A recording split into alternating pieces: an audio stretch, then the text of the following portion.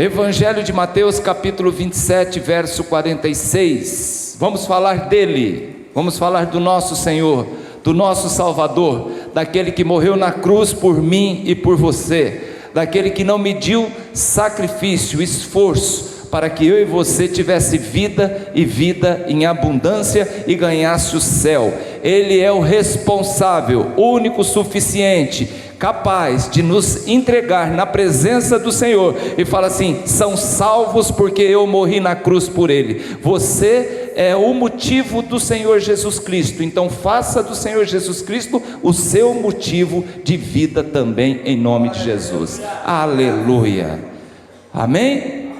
Capítulo 27 de Mateus, verso 46, e nós vamos depois ler os 50. Está escrito: e perto da hora nona, exclamou, hora nona é às 3 horas da tarde, gente boa, exclamou Jesus em alta voz, dizendo: Eli, Eli, lama sabachthani, que quer dizer: Deus meu, por que me abandonastes?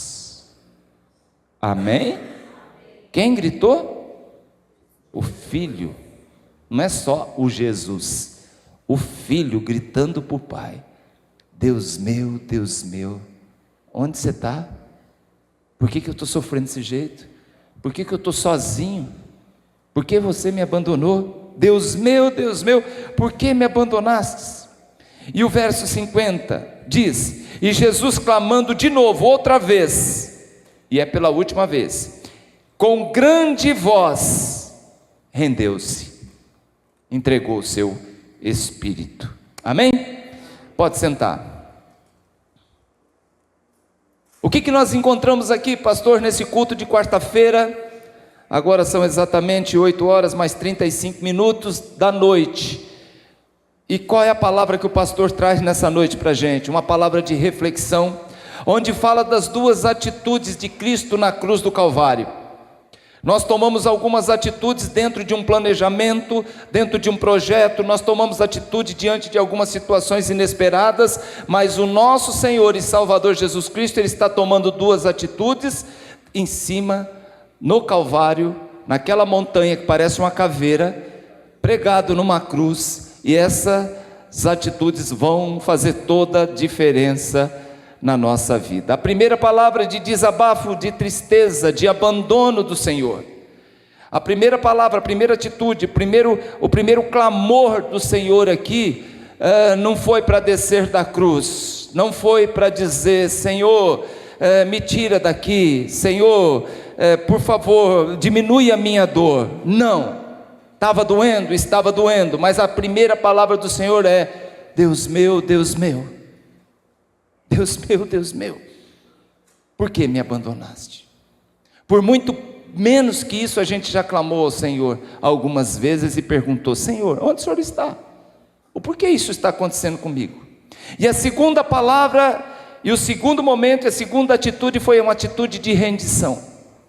É o momento que ele fala: aqui eu me rendo, está consumado. Consumado est, ou seja, está consumado. A ti eu me rendo, eu me entrego, eu rendo o meu espírito. E assim o Senhor expirou. São duas situações que eu tenho certeza absoluta, que por uma delas pelo menos você já passou. Pastor, eu nunca fui crucificado. Amém, amados. Se fosse também você não estava aqui.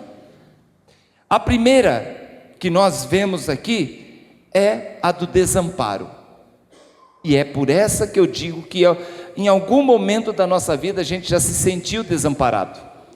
E a sensação do desamparo, gente, é aquela sensação: eu pelo jeito não valo nada. A sensação do desamparo é a sensação onde nós observamos ao nosso redor a indiferença, vendo o nosso sofrimento, a nossa luta, né, a nossa tristeza, o nosso choro, a nossa angústia, e ninguém ligando. E o nome que a gente dá para isso chama-se desamparo. Eu não sei se você já pronunciou a palavra de rendição: Senhor, na tua mão eu entrego meu espírito. Mas a do desamparo, eu sei que você de algumas vezes já pode ter brigado, né? Ali, brigado com o Senhor, ali clamado ao Senhor, reclamado ao Senhor a questão do amparo que faltou. Eli, Eli, lama sabachthani, Deus meu, por que o Senhor me desamparou? Por que me desamparasse? Talvez você não usou esses mesmos termos. Talvez você, com muito cuidado, com temor, aquela coisa, olha, você, todo pecado é perdoado, menos a blasfêmia contra o Espírito Santo. Eu já cansei de as pessoas vir perguntar para mim, será que eu pequei contra o Espírito Santo? Eu falei, não, você não pecou contra o Espírito Santo. Se você pecasse contra o Espírito Santo, você não estava aqui. Porque quem peca contra o Espírito Santo está pecando de uma forma racional. Ela está provando, ela está provocando, ela está ofendendo. Agora aquele que de alguma forma, em algum momento da vida dele, ele acha que pecou e corre para o pastor e fala, será que eu pequei? Não, isso é sinal que você não pecou contra o Espírito Santo. A sua consciência, o seu coração está arrependido pelo pouco que você falou, pelo pouco que você comentou, e está te trazendo aqui para você desencanar sobre isso aí. Então, talvez você não usou esses termos, mas talvez você tenha usado os termos assim, Senhor, eu sou fiel. Eu sou fiel com a tua obra, eu sou fiel à tua palavra, aos seus mandamentos. Por que o Senhor permitiu que isso acontecesse comigo? Por que o Senhor permitiu que, por exemplo, um carro que eu demorei tanto para comprar, que eu não tinha nem feito seguro, o Senhor permitiu que esse ladrão levasse? Nós tivemos na nossa igreja, há muitos anos atrás, há uns 15 anos atrás, um jovem. E esse jovem, ele pregava muito, era uma unção do Espírito Santo sobre esse menino, e nós estávamos muito animados, porque a gente olhava nele e já via um pastor.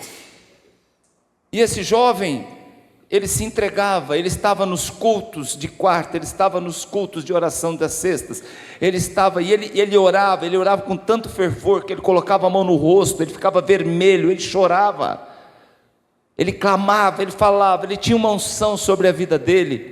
Era um menino de jejum, era um menino de oração, era um menino de entrega. Escola bíblica, domingo de manhã, ele estava lá para aprender. Os cultos da noite, ele estava lá com a sua esposa, para poder receber a palavra. E ele era muito usado por Deus, até o dia que ele fez essa reclamação com o Senhor. Se Deus realmente existisse, olha como virou. Ele não permitiria que tivesse roubado meu carro. Um carro, ele colocou na balança na fidelidade de Deus. Os mais antigos, e eu acho que os mais antigos aqui, eu acho que vai saber só a Bianca, de quem eu estou falando. Vai saber a decadência, que você também sabe. A Neidinha e o Toninho está aí.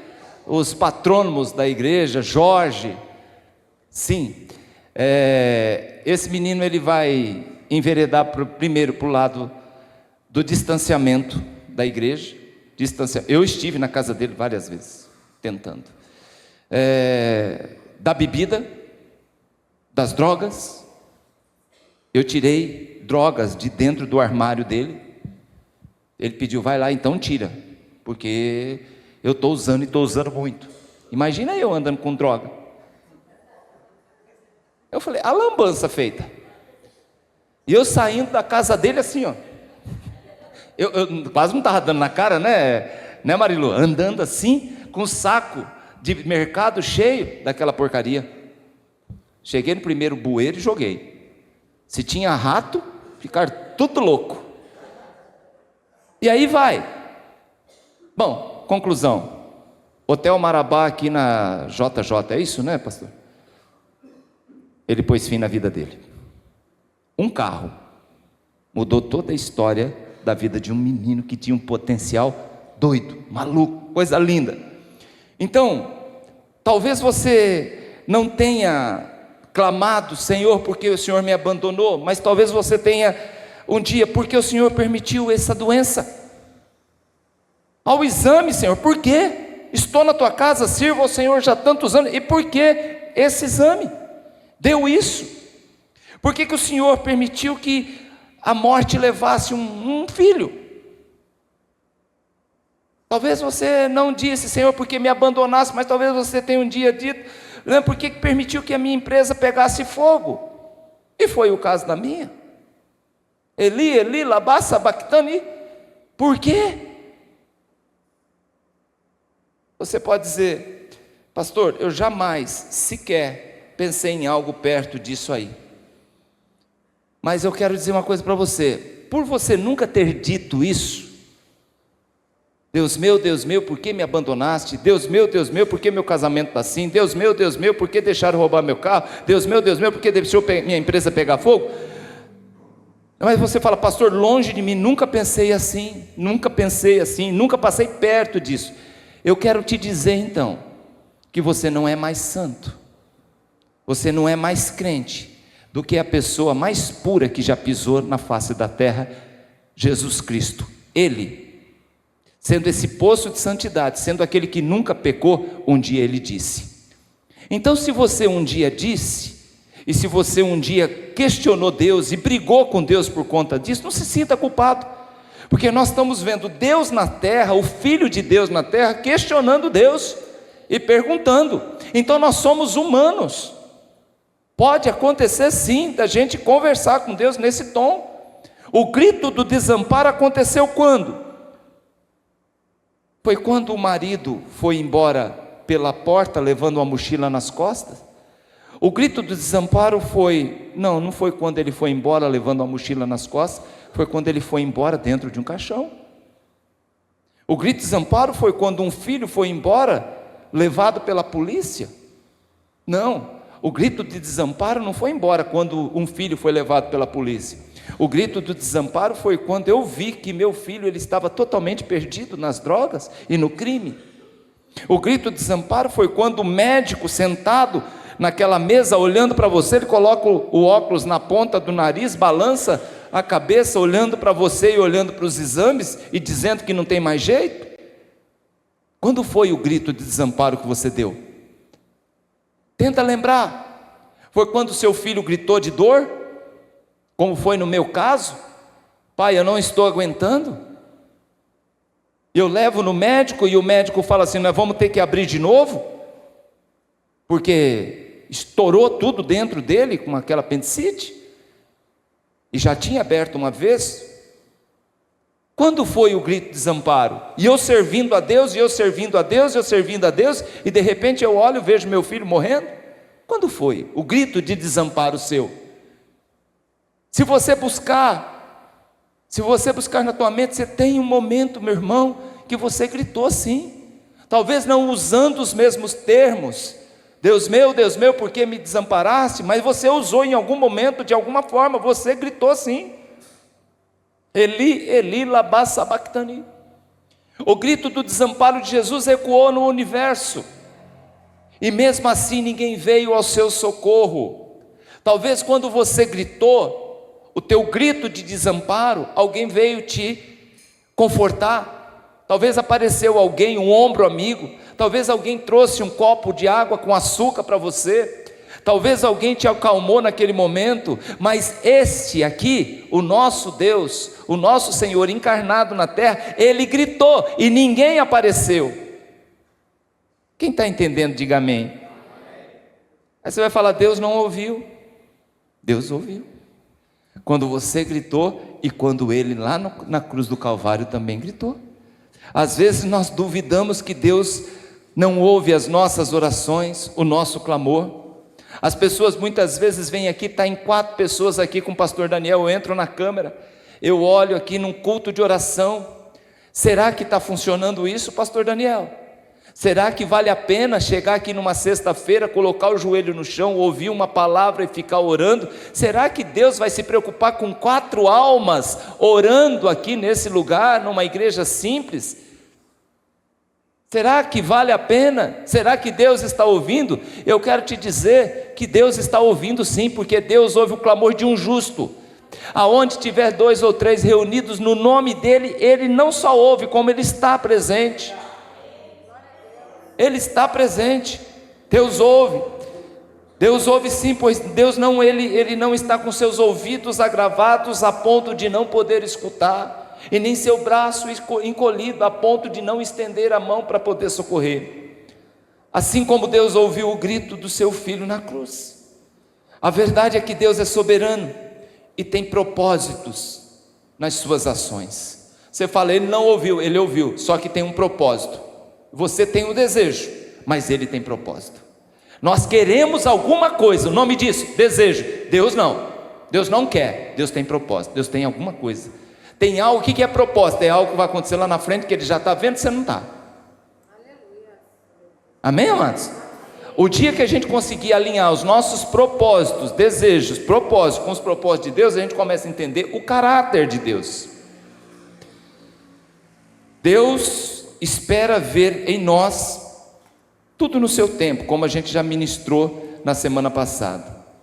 Ele deseja ver em nós o nosso comportamento, porque algo sempre Deus está preparando para as nossas vidas.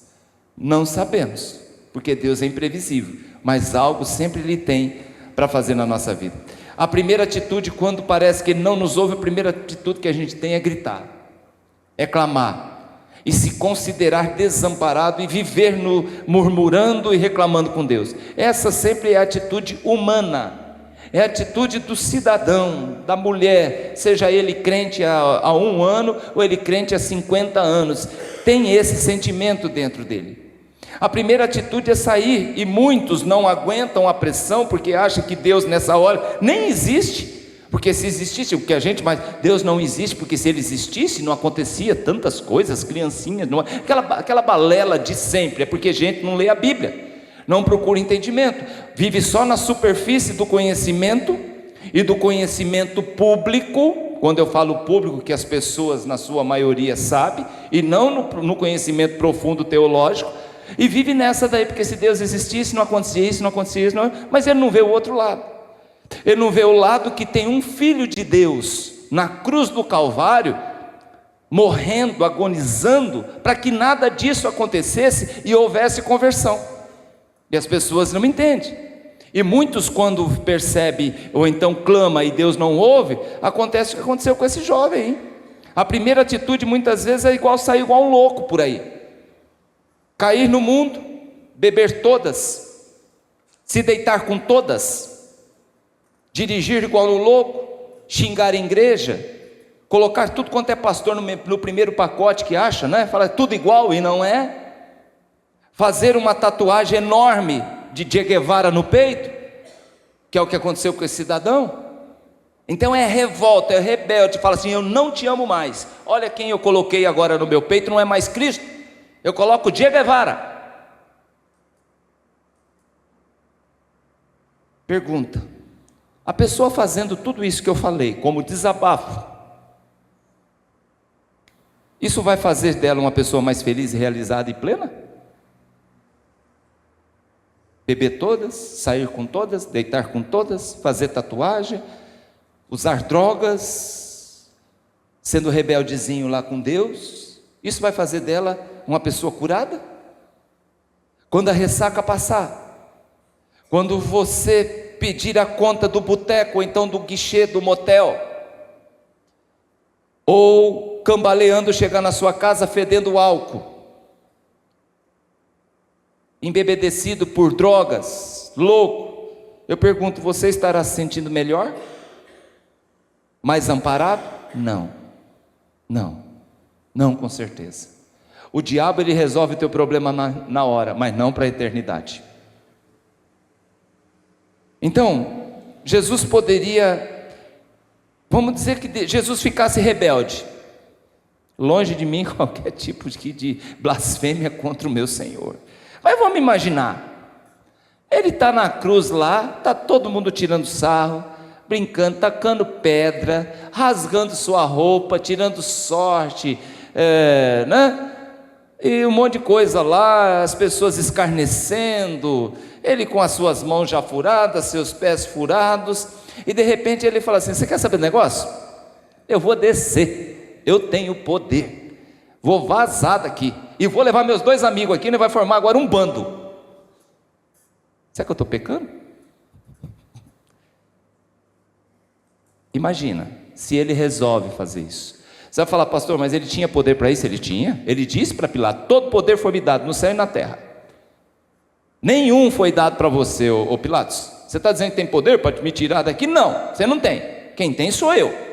Se eu rogar ao Pai agora, Ele mandará miríades de anjos e vocês estão lascados. Se Jesus, ele resolve fazer isso, e ele desce daquela cruz, ele resolve descer daquela cruz, fulminar todos aqueles que estão, de alguma forma, ali, matando ele, sacrificando ele, se ele resolve destruir todos aqueles que o traíram, todos aqueles que o negaram, e ele diz: não vou morrer por ninguém mais não, ninguém merece ser salvo, fui desamparado pelo meu Pai. Ele poderia descer da cruz e junto com os demais ali, formar o bando dos revoltados de Deus. Olha que bacana, que lindo. Jesus teria esse poder? Sim, nós já falamos. Aqui, se Jesus tomasse tal atitude, nós estaríamos perdidos, o plano do Pai da salvação frustrado, e Satanás hoje soberano, totalmente soberano. Se hoje já existe muita gente endemoniada, se hoje já existe seitas demoníacas que trabalham, que faz culto, que presta cultos a Satanás, se isso aqui acontece dentro desse modelo que eu falei para vocês, hoje seria esse império que estaria imperando na face da terra. Mas Jesus nos amou mais que a si mesmo, amém, amados? Jesus amou o Pai, por isso Jesus foi até o fim. Repete comigo: Jesus foi até o fim. Jesus suportou o desamparo, aquilo que você não está gostando, aquilo que está te chateando, aquilo que talvez está te deixando depressivo, aquilo que é o desamparo, Ele suportou, por amor a mim e a você. Quando a minha empresa pegou fogo, eu continuei sendo crente. Um irmão, quando a esposa dele abandonou ele, o caluniou, ele continuou sendo crente. Quando você foi caluniado, julgado, condenado, apedrejado, você continuou sendo crente. Quando Jesus foi desamparado na cruz, Jesus continuou sendo crente. Eu sei que vocês estão meio longe hoje, mas eu quero que você olhe para alguém e fale assim: irmão, continue então sendo crente, viu? Olha agora e fala assim: continua sendo crente. Aleluia. A primeira atitude de Jesus diante do desamparo foi continuar confiando no caráter de Deus. Ele se rendeu àquele que até então o desamparou. Aí é Deus na terra, filho. Ele se rendeu: Pai, nas suas mãos entrego o meu espírito, e rendeu-se a ele. Cadê o Pai? Pai, por que me abandonaste? Deus meu, é o mesmo Deus que ele está falando. Pai, nas suas mãos entrego o meu espírito, e rendeu-se. A primeira atitude de Jesus diante do desamparo foi então continuar confiando no caráter de Deus. Deus manda lhe dizer hoje: continue sendo crente, continue crendo, continue tendo fé, porque Ele tem ouvido a sua oração sim, Ele sabe do seu problema, e não pense que Ele te desamparou, porque você tem o desejo do socorro, e Ele tem um propósito no seu socorro. Propósito é diferente de desejo. Homem tem desejo, Deus tem propósito. Não confunda as coisas. Segunda atitude aqui foi da rendição. A atitude de Jesus foi se render, e é o verso 50, e disse Jesus, clamando outra vez em alta voz, rendeu o seu espírito. O momento da rendição é sublime. Quando você se rende, não é mais você que está no controle. Quando você se rende, não é mais você que está no comando. Quando nós levantamos as mãos aqui, é porque nós estamos falando: nós não estamos mais no controle. Quando alguém chega com a arma para você, o que ele fala para você? Levanta as mãos, você não está mais no controle, é um assalto. E o que você faz? Você levanta as mãos, porque isso diz: estou me rendendo, não estou mais no controle. Faça isso também com Deus, e não apenas com o assaltante. Se renda, Levante as suas mãos, porque por isso que o trabalho, a intenção, quando você levanta as mãos, é falar assim: não sou eu soltei as mãos da minha vida, estou entregando a minha vida a Ti, não estou mais no controle dela, é o Senhor que controla daqui para frente. Amém, amado? Você está aí? Não é mais você que está no controle da situação. O grito de desamparo do Senhor ecoou no universo. E imagina o pai, e diz que o pai nesse momento estava de costas para o filho. Por quê? Qual é o pai que aguenta ver um sofrimento e ele não pode fazer? Poder ele pode, mas faz parte do propósito, faz parte do trabalho, faz parte do plano de salvação. Jesus, ele pode ver o pai de costas e diz em outras palavras: Pai, por que o Senhor virou as costas para mim? Ou seja, já não basta a cruz e ainda a indiferença, ou então ainda o desamparo. Naquele momento, a maior dor de Jesus, aleluia, não estava em suas mãos e pés pregados por um cravo de 25 centímetros num madeiro seco. A maior dor do Senhor Jesus não estava na sua cabeça, furada pelos espinhos de acácia daquela coroa maldita. Sua maior dor não estava na dificuldade de respirar, porque ele já estava com sangue coagulado na sua traqueia e ele precisava se firmar, ficar mais ereto para o pulmão poder puxar e sugar e mandar ar para o coração continuar batendo, pulsando. E aquilo dava uma dor terrível, e os pulmões já se enchiam de água. A sua maior dor não estava ali, a sua maior dor estava no desamparo do Pai. E o que Jesus faz então diante do desamparo? Jesus se rende. Muitos se rebelam, Jesus se rende. Por isso que eu amo a Cristo, eu aprendo muito com Ele. Com grande voz que vai ecoar no universo de novo, pela segunda vez, 46, verso 46, ele clamou em alta voz, agora com grande voz. Eu precisava estudar um pouco para saber, ele clamou em alta voz, e agora com grande voz, o Filho de Deus clamando com grande voz, não dá para mensurar como foi esse poder, ecoar, e aqui com grande voz, que vai ecoar no universo de novo, Jesus se rende, e ele diz: consumado está. Pai, nas suas mãos entrego o meu espírito. E Jesus se rendeu. Eu quero encorajar você hoje a se render à soberania de Deus. Para de pensar pela tua cabeça, para de fazer projeto do seu jeito, sem consultar Deus. Se renda mesmo, erga as suas mãos e fala assim: é o Senhor que está dirigindo agora, tá bom? E assim, eu quero encorajar você, mesmo que esteja sentindo na pele a dor do desamparo, confie no caráter do Senhor. Eu quero lhe dizer que quando Deus permite algumas coisas nas nossas vidas, e dói, geralmente dói, saiba que dói primeiro nele, antes dói nele. Não haveria cruz se antes não houvesse.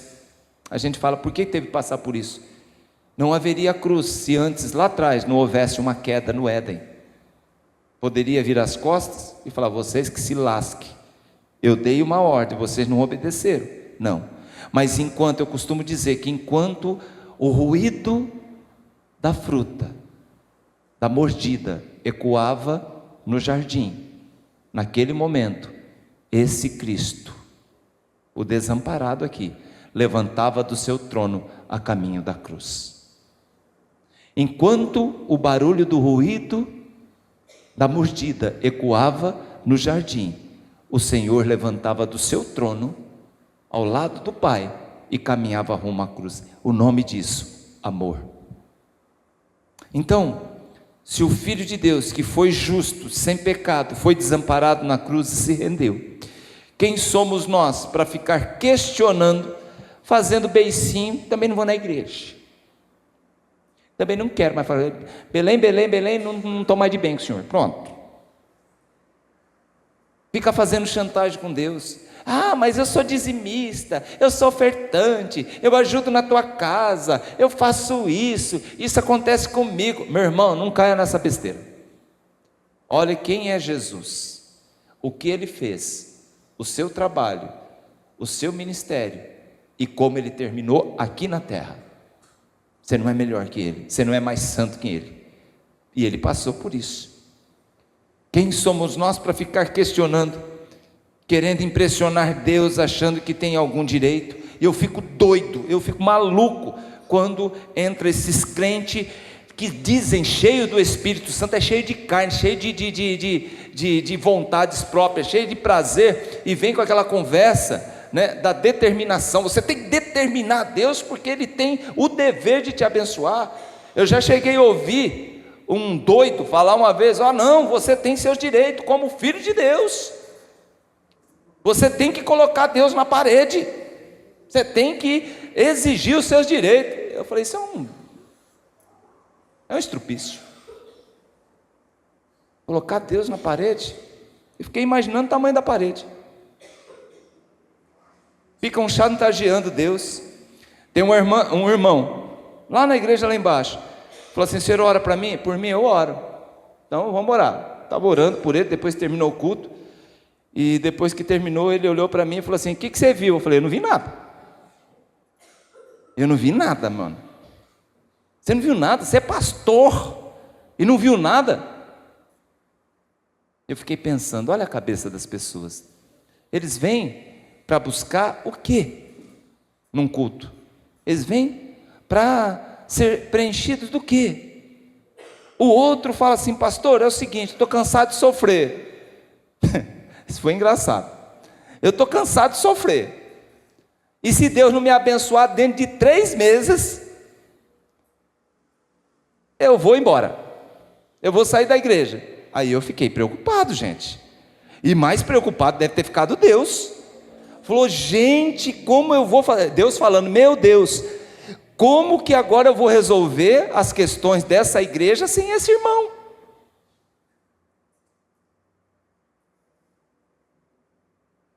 Não queira chantagear o Senhor, dizendo que vai abandoná-lo. Maior abandono sofreu Ele na cruz do Calvário. Ele sabe o que é abandono, meu irmão. O seu abandono para Ele não vai fazer diferença, mas o abandono dele para com você faz toda a diferença. É bom a gente prestar atenção no que fala. Essas 2 atitudes, a primeira é do desamparo, a segunda é de se render. Você pode ficar lamentando as suas perdas, seus projetos frustrados, o diagnóstico dos exames, lamentando o filho que foi embora, né? Lamentando as pessoas que morreram, né? Que partiram, que você amava, dinheiro, perdas. Você pode ficar reclamando tudo isso, ou você pode se render, ou você pode se entregar à vontade do Senhor e dizer: que seja feita a tua vontade. Se entregar a Deus, confiar no caráter dEle, entender que lá na frente, o que Ele planejou para a sua vida vai acontecer. Eu não fico remoendo perdas do passado, pois elas não me trazem nada de volta. Não faz. O que vai fazer com que as coisas aconteçam na minha vida é aquilo que eu vou projetar daqui para frente. Mas o que passou, eu ficar remoendo, eu ficar me lastimando, eu ficar triste, eu ficar doente pelo aquilo que aconteceu, resolve alguma coisa, irmão? Não, de forma alguma, não agrega nada na sua vida. Eu já falei, eu não fico remoendo. O que passou, passou, morreu, morreu, pronto, pegou fogo, mudou, foi embora, pronto, cabeça, ergue a cabeça, bora, não tem o que fazer. Eu gosto de olhar o que Deus ainda está preparando, o que Deus ainda há de fazer. Isso me dá esperança. Se eu olho para frente, me traz esperança. Se eu olho para trás, trabalho meus arrependimentos, minhas tristezas, minhas angústias, porque isso só pode, ninguém tem nada que se arrepender do que ainda vai fazer. A gente só se arrepende daquilo que fez. A gente não se angustia por aquilo que vai acontecer, porque a gente nem aconteceu ainda. A gente se angustia por aquilo que não foi feito. Agora as pessoas ficam vivendo do passado. Eu já falei, o passado está no túmulo, o futuro está no ventre. Então viva o dia de hoje, viva o presente. Eu não adianta ficar lambendo feridas. Primeiro, lamber feridas, o que acontece, Marilu? Não seca nunca. E ainda por cima o que acontece? Infecciona. Se eu ficar todos os dias olhando minha ferida, minha ferida, deixa eu lamber ela de novo. Minha ferida, essa marca, essa dor, essa tristeza. Gente, é daqui para frente. Olha para frente, confia, olha para a cruz, olha para o Calvário, olha para o céu, olha para a eternidade, olha para o seu Deus que te ama. Isso é futuro. O que passou, passou. Confia no poder, na graça, na misericórdia do soberano. Calambendo ferida, gente. Passado se trata? Sim. Trata. Como? Com remédio, apontando para frente, para o futuro. Errei o caminho lá atrás. Você errou o caminho lá atrás. Você errou o caminho lá atrás. Aprendeu que aquele caminho está errado. Acabou. Vamos organizar daqui para frente o caminho daqui para frente? Fica patinando sempre. Errei. Você acredita que eu errei no mesmo problema que eu tive lá no passado? Cara, eu escorreguei numa casca de banana lá atrás, estou vendo outra casca de banana aqui, fala, ai meu Deus do céu, eu vou escorregar de novo. Você pisa na casca de banana e acontece o quê? Tome. Simples assim. E Deus hoje, Ele quer tratar da gente mostrando o futuro, mostrando que há remédio sim. Passado só pode ser tratado de duas formas. Passado se trata mostrando o futuro, perdoando. Como, pastor? Pensando que tudo que você passou pode ser tratado através do quê? Investir no futuro, investir na sua fé, investir no caráter, né? Sabendo que Deus te escolheu para mudar o rumo da sua história. Tem pessoas que chegam para mim, pastor, mas a minha família não tem jeito.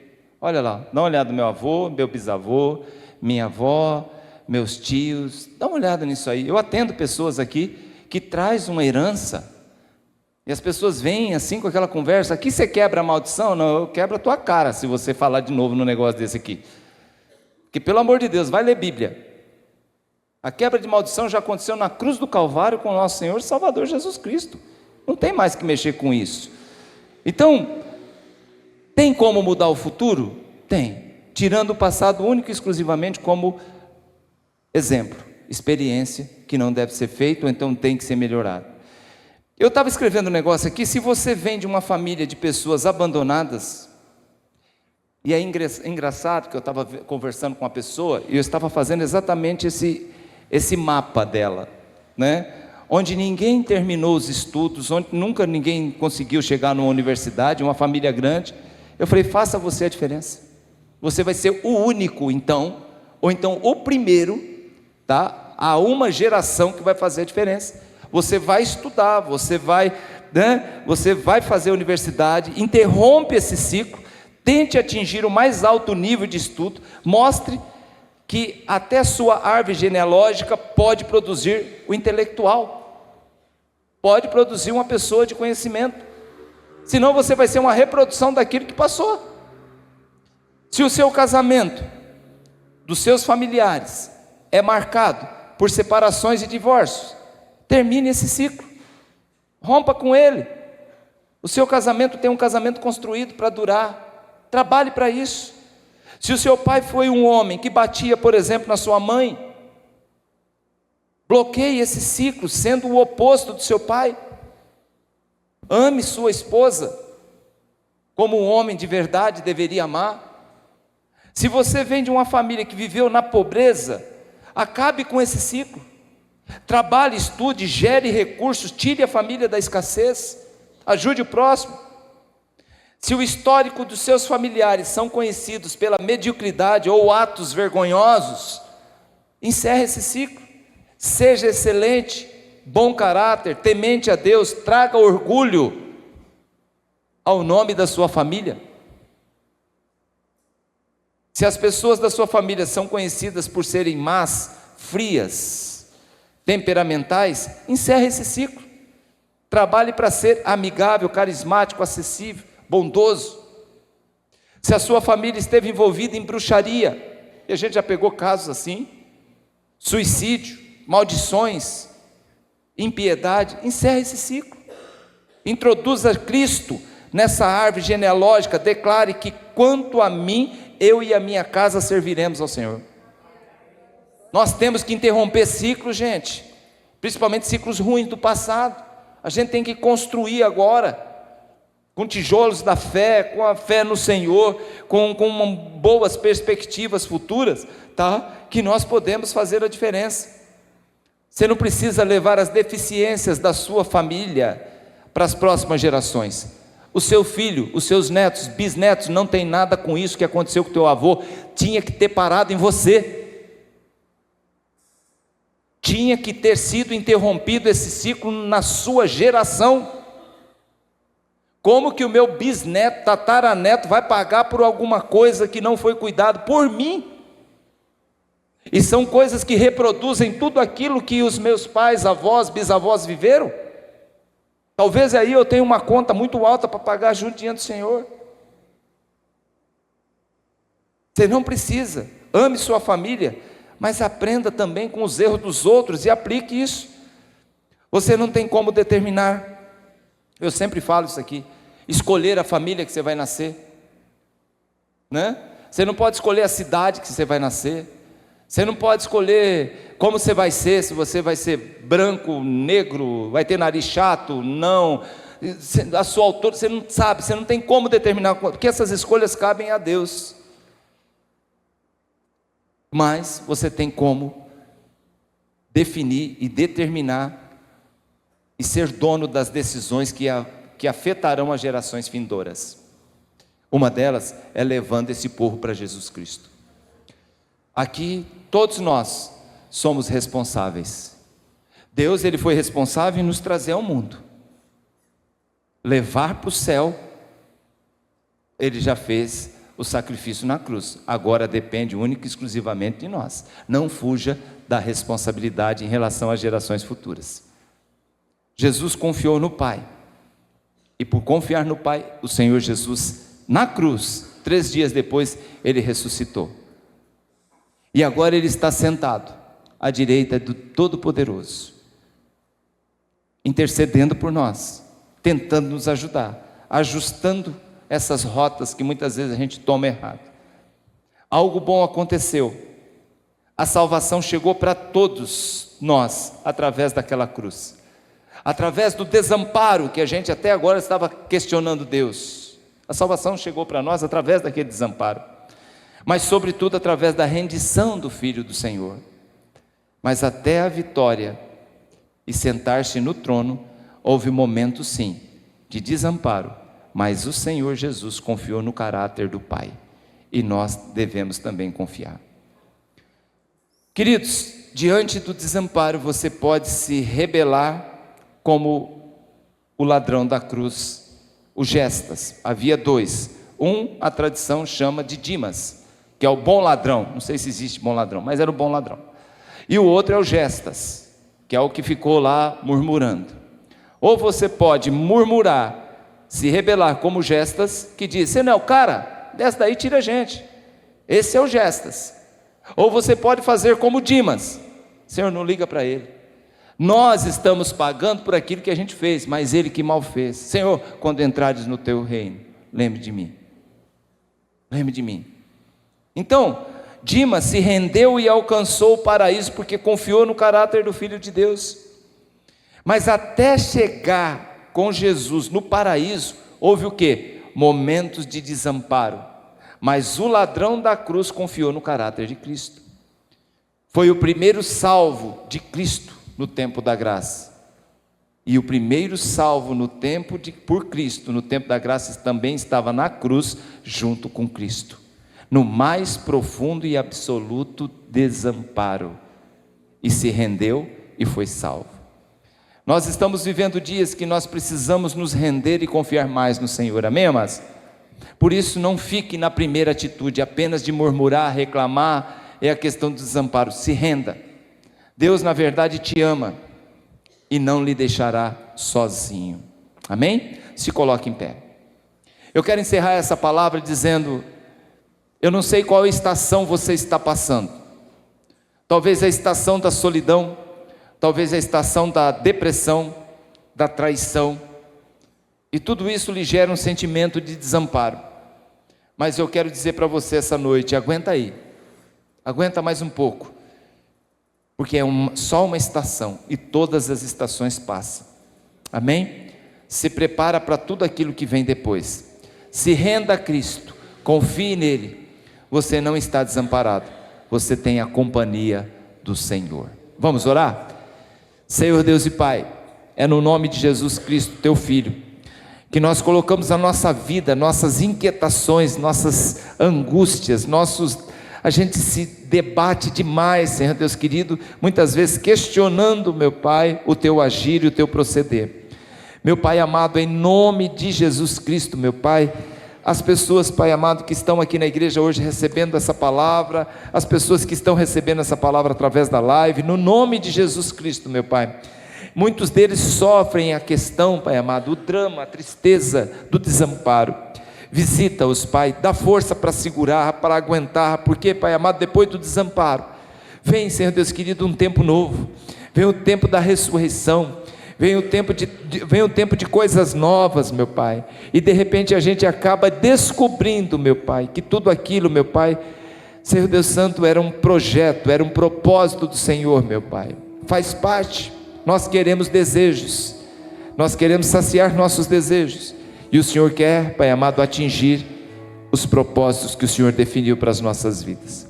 Por isso, meu Pai, nesse culto de quarta-feira, eu oro a Ti, meu Pai, para que o Senhor abençoe cada vida, que o Senhor abençoe cada filho seu, que o Senhor ampare, meu Pai, com a Tua graça, com a Tua misericórdia, com o Teu poder.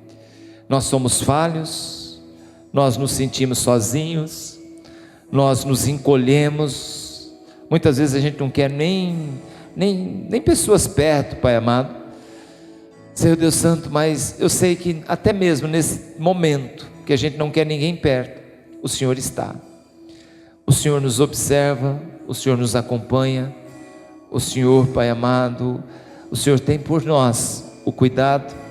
Por isso, meu Pai, em nome de Jesus Cristo, eu quero hoje, meu Pai, colocar, Senhor Deus querido, a nossa vida diante do Senhor, que nós não venhamos a nos sentir desamparados, mas que nós venhamos a nos sentir seguros, sabendo que há um Deus que nos acompanha. Nós queremos, Senhor Deus querido, agradecer pela nossa salvação. Aquela tarde de sexta-feira, meu Pai, a hora nona, marcava o momento do sacrifício do Cordeiro no templo. E naquele dia, meu Pai, nós sabemos que qualquer trabalho no templo seria inútil, porque o Cordeiro que tira todo o pecado do mundo já estava sendo entregue em sacrifício agradável ao Senhor na cruz do Calvário. E os pecados, Senhor Deus querido, que iriam ser ali redimidos, não era o do Cordeiro, mas ele levava, Pai, o meu pecado, o pecado, Senhor Deus querido, daquela geração, o pecado dessa geração, o pecado das gerações vindouras até a volta de Cristo. Por isso, meu Pai, nós somos gratos, agradecemos, Senhor Deus querido, o Senhor morreu por nós e fez de nós a sua razão. Por isso, Senhor, abençoa esse povo, Pai amado, coloca paz no coração, para que nós possamos, Senhor Deus querido, entender que nenhum sacrifício é em vão, quando se trata de servir ao Senhor e confiar no Senhor. Em nome de Jesus, nós oramos e te agradecemos. Amém.